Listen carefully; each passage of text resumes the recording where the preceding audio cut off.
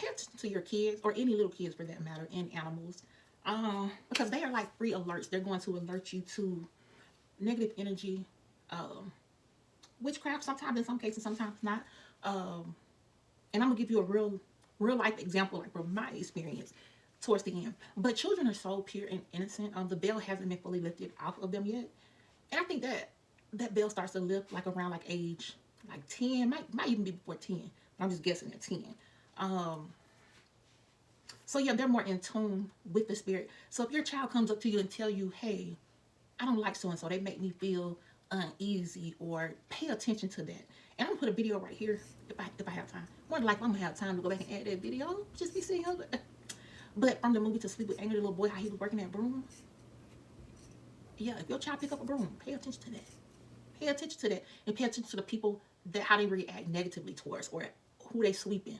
You know what I'm saying? Because a broom is a form of protection as well. So pay attention to your kids more, and with your animals too. Because I've had that experience too with animals. With our dog, when we had a dog, it was just this one person they did not like.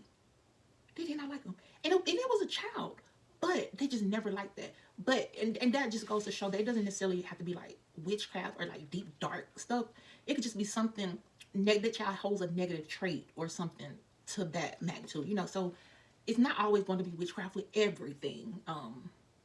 But still just pay attention, because they're not like that for no reason. Okay, so pay attention to that. Now to my real life story.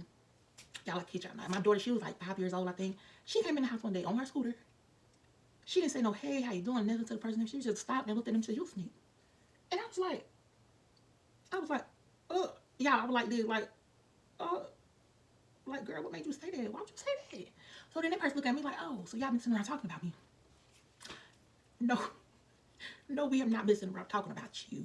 So that was kind of awkward. But that's the thing about kids; they don't have no filter. They don't care. They just say stuff. You know what I'm saying? I always believe a child, they don't tell no lies. A child and a adult person, and an angry person. Them three types don't tell no lies. Pay attention to them, okay? Um, but yeah, so y'all leave me some of y'all experiences down below, like how have y'all animals or children alerted y'all to negative energy, evil stuff like that. If you haven't already, go ahead and subscribe. Go ahead and apply some pressure to the like button.